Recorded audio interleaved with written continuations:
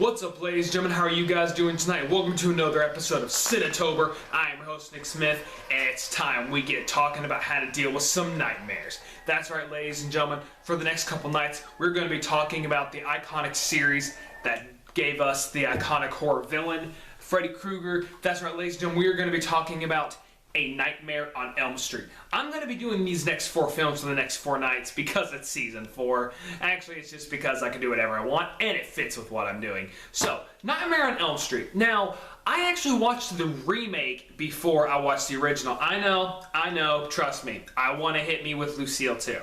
That doesn't mean that I like the remake better than the original. No, I love the original. The original is such an iconic film. Now, I do think that the remake did something a little bit more interesting than the original. I've got Lucille. Don't you dare come near me. But what I mean by that is I kind of think that there were some things in the remake that the original didn't do very well. For example, but I'm going to go into that later. Okay, so basically A Nightmare on Elm Street is a movie that was made by Wes Craven. May he rest in peace. It is a movie about a serial killer, basically a serial child murderer named Fred Krueger, who kidnapped children and took them to his boiler room in which he would kill. Parents found out, and eventually they burned him alive, and now he has come back as this demonic force that is coming and killing these kids in their dreams. And now it is up to the main character, Nancy, to figure out why this is happening, what she can do to stop him.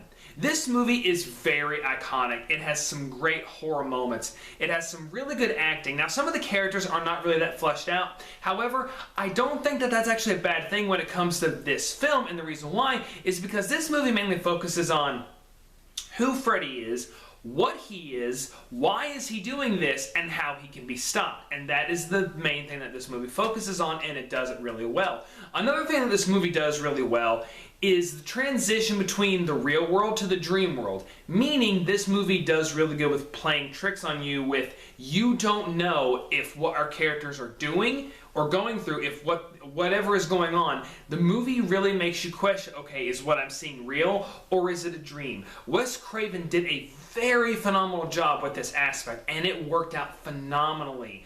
It is such an amazing thing. This movie really does make you think. Acting. This movie has some really good actors, especially from Robert Englund, who gave us Freddy Krueger.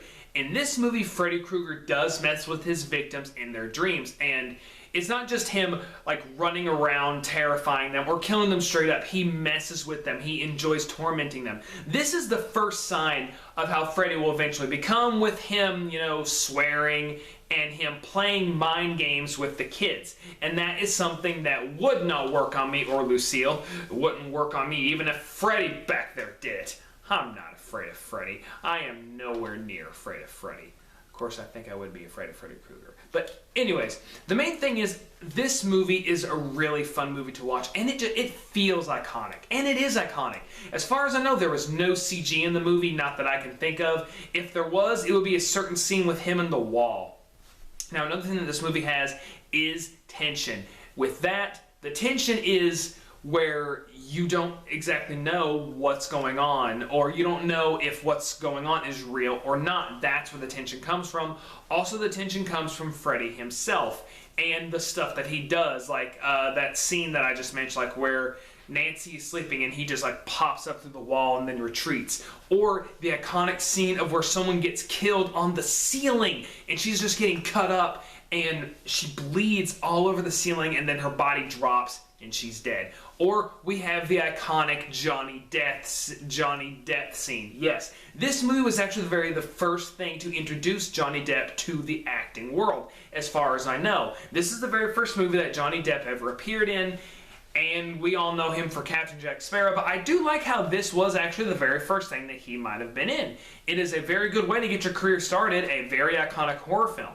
The character of Nancy, like I said, is not really fleshed out that much, but that's because what I said earlier, the main focus is more on figuring out the mystery of Freddy. Now, something else with this movie is it is shot wonderfully, like how I said earlier with the transitions.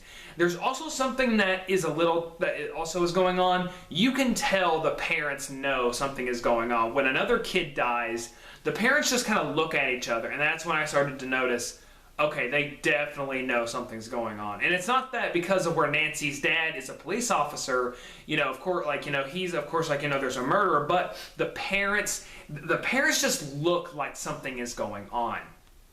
And that was something that really played in the movie, is you definitely know something happened. The parents don't want to talk about it. They don't even want to, bring it up. They just want to be, oh, it's just a crazy murderer. Now, the thing that I was wanting to say about the remake, I like the guy who played Freddy Krueger. Jackie Earle Haley was a good choice for the new Freddy. I really did like that, but Nancy was not that good. But here's the thing of what I kind of liked about with the remake. In the remake, they kind of gave Freddy a reason for targeting Nancy, like when he was doing his pedophilic things. He chose Nancy. Nancy was his favorite. Whereas in this, he keeps going back to Nancy, and there's no particular reason, but you could relate that to John Carpenter's Halloween with Michael's Madness. There's no point to Michael's Madness. There's no answer. It's just madness. It's just insanity. He just chose Laurie just to choose her, just to kill her. And maybe that's the whole thing with Freddy Krueger, or maybe he might have had something to do with Nancy's mom. I really do not know. But the way how they were saying it in the film is like Nancy's mom, when she was telling Nancy the story of what they did to Fred Krueger, she said, Fred Krueger can't come after you, Mommy killed him. They never specifically say that the mother killed him herself. It was all the parents. So from the way how things are going, I'm like, okay, well, all the parents had a hand in it.